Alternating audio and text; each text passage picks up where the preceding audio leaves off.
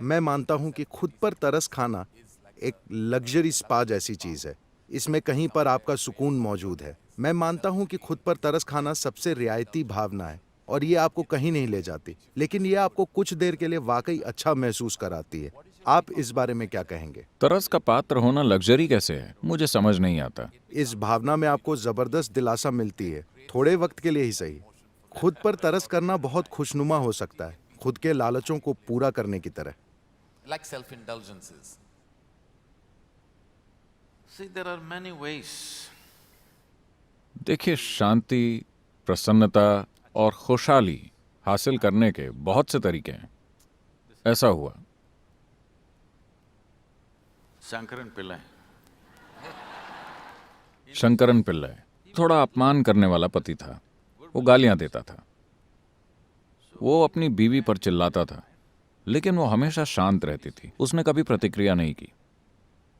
एक दिन वो गुस्से से चिल्लाने के बीच में रुका और उसने पूछा, And he asked, मैं जो भी कहता हूं, चाहे जितनी भी गालियां बकता हूं, तुम शांत रहती हो, तुम ऐसा कैसे करती हो?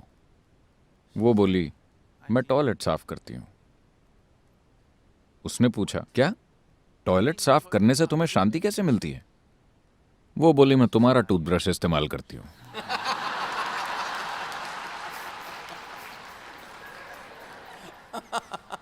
तो इस चक्कर में मत पड़िए। आप कई लोगों को आइडिया दे रहे हैं। ये रिश्ता नहीं है, ये तो बदले की कहानी है। मैं बस कह रहा हूं कि आप कई अलग अलग तरीकों से शांति और सुकून हासिल कर सकते हैं। जैसा कि आपने कहा कि अपने समाधान अपने ही भीतर से खोजने होते हैं, क्योंकि मैंने एक बड़ी रोमांचक लाइन पढ़ी थी कि जीवन आपको छू नहीं सकता, आपको खरोच नहीं लगा सकता, आपको नुकसान नहीं पहुंचा सकता। आप अपने जीवन में खुद ही अपनी ऊर्जा बनाते हैं। आप इस ब्रह्मांड में हैं, आपको इस दुनिया में लाया गया है। आप इसके साथ क्या करते हैं ये आपके नियंत्रण में है। जीवन आपके खिलाफ नहीं है। आप क्या हासिल करते हैं और आप क्या करते हैं, वो आपके अपने कर्मों, आपकी भावनाओं और जो सुखद स्थिति आप अपने भीतर पैदा करते हैं उसका नतीजा है। ये बात मेरे दिल को छू गई, क्योंकि ये चिंता, डर और उस सब संघर्ष की बहुत व्यापक और विस्तृत चुभन को आसान बना देती है। to me, three pillars. मेरे लिए हमारे अस्तित्व के 3 स्तंभ हैं: फैमिली, फॉर्चून और फरिश्ता। मैं मानता हूं कि यही धर्म, भगवान और बाकी हर चीज का नतीजा है। सदगुरु, जब हम परिवार की बात करते हैं तो कुछ चीजों ने हमेशा मुझे हैरान किया है और मैं आप जैसे प्रबुद्ध व्यक्ति से उनके जवाब चाहता हूं या उनकी पुष्टि करना चाहता हूं। जैसे मेरे अंदर हमेशा यह सवाल उठता है कि पिता और पुत्र के बीच एक असहज दूरी क्यों रहती है? उस रिश्ते में हमेशा समस्या क्यों रहती है? मुझे यकीन है यहाँ मौजूद लोगों में बहुतों ने अपने घरों में, अपने माहौल में इस भावना को महसूस किया है। आपके मुताबिक इस दूरी की बुनियादी वजह क्या है? Because every generation makes the same mistake, which means they're not learning at all. क्योंकि हर पीढ़ी वही गलती करती है, जिसका मतलब है कि वो बिल्कुल नहीं सीख रहे हैं। जब हम फैमिली कहते हैं, आपको पता है इटली में फैमिली का मतलब अपराध होता है। फैमिली। हाँ, माफिया को हमेशा फैमिली कहा जाता था।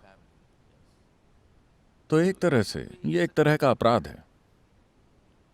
परिवार किसी भी समाज के निर्माण की सबसे बुनियादी व्यवस्था है, पर इसका मतलब ये नहीं है कि आपको भी बुनियादी बने रहना चाहिए, क्योंकि ये एक शारीरिक पहचान है। शरीर एक असलियत है, हम इससे इनकार नहीं कर सकते। बेशक ये In some way, एक तरह से कम कुछ हद तक हमारे माता पिता ने इसे हमें दिया है। आज ये जैसा है, जैसा ये दिखता है, ये उनकी ही वजह से। उन्हें ये किसी और ने दिया, वो अलग बात है, लेकिन हमको ये उन्होंने दिया था। तो ये एक शारीरिक पहचान है। खुद को अपनी शारीरिक पहचान तक सीमित रखना एक पूरे जीवन काल के लिए ये एक अपराध है, क्योंकि ये बहुत सारी चीजें पैदा कर देता है। इस देश ने लंबे अरसे से कष्ट सहे हैं। अभी आपने महाभारत का वीडियो रिलीज किया है। पूरा महाभारत एक पारिवारिक समस्या है। यह धृतराष्ट्र सिंड्रोम है। हम अब भी कष्ट सह रहे हैं। मेरा बेटा ही सबसे अच्छा है, चाहे जो हो। आज भी हम वही चीज झेल रहे हैं। मेरा बेटा सबसे अच्छा है, चाहे जो हो, उसे ही राजा बनना चाहिए। कुछ बेटे अच्छे से नहीं संभाल पाए, कुछ ने संभाला है। परिवार एक बुनियादी पहचान है जिसके साथ हम पैदा हुए हैं। आपके बचपन के लिए ये एक शानदार चीज है, क्योंकि उस पारिवारिक सहयोग के बिना कई मायनों में आप वो नहीं होते जो आप आज हैं, ठीक है? तो मैं पूरा सम्मान और समुचित आदर देता हूं परिवार व्यवस्था को, For the family, because क्योंकि इंसानी बच्चा इस तरह पैदा होता है कि माँ की कोख से बाहर निकलते ही आप अपने पैरों पर खड़े होकर दूसरे जीवों की तरह चीजें नहीं कर सकते। लंबा समय लगता है एक बच्चे को पूरा आदमी और बच्ची को पूरी औरत बनने में। ये एक लंबा समय है जहां एक परिवार का पालन पोषण सबसे महत्वपूर्ण होता है, इसमें कोई शक नहीं है। लेकिन आपको उस पहचान से बाहर निकलना होता है। लेकिन कई लोग उस पहचान से कभी आगे ही नहीं बढ़ पाते, जिसके लिए वो पीड़ा सहते हैं। और कभी कभी अगर वो किसी खास जगह पर पैदा होते हैं तो उनकी वजह से पूरा देश कष्ट सहता है। आपको उससे बाहर निकलना चाहिए। एक बच्चे के तौर पर यह बहुत जरूरी है कि आपकी पहचान परिवार के साथ जुड़ी हो, लेकिन वयस्क होने पर आपसे उम्मीद की जाती है कि आप अपनी शारीरिक पहचान से ऊपर उठें, क्योंकि शरीर सबसे बुनियादी पहचान है। आपको उससे ऊपर उठना होगा। तो सवाल यह है कि क्या यह जरूरी है कि हर पिता और हर बेटे के बीच किसी तरह की समस्या हो? यह पिता और बेटे की बात नहीं है। दरअसल एक ही घर में दो मर्द रह रहे हैं। जब आप 8-10 साल के थे तो आपके पिता भगवान जैसे थे। जब आप 15-16 के हुए तो यह समस्या शुरू हुई, क्योंकि आप भी मर्द बनना चाहते हैं और वहां जगह काफी नहीं है।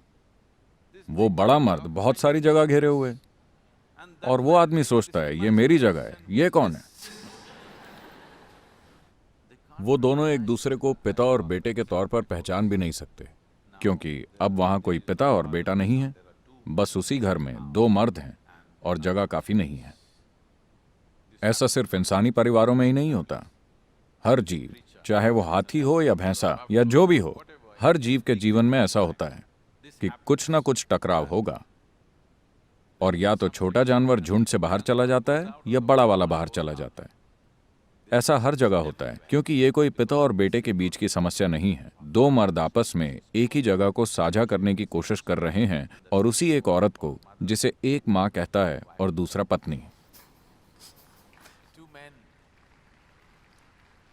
ये निश्चित तौर पर उस गहरे भ्रम को तोड़ देता है जिसके साथ ये देश चलता रहा है, क्योंकि उसी घर में दो औरतों का होना हमेशा समस्या माना जाता था। आपने तो इसे बस उल्टा कर दिया है, जो मुझे सच लगता है, क्योंकि समस्या इसी चीज में है कि दो मर्द एक साथ नहीं रह सकते। ये औरतों के बीच भी होता है, लेकिन अलग तरह से। लेकिन अपने टकराव को छिपाने का औरतों का अपना तरीका होता है। वो इसे खास नारी सुलभ तरीके से करती हैं। आदमी इसे ज्यादा आमने सामने करेंगे। सींग से सींग लड़ाना मर्दों का तरीका है। औरतों का तरीका अलग होता है। वो अलग तरह से करेंगी, लेकिन टकराव होता है।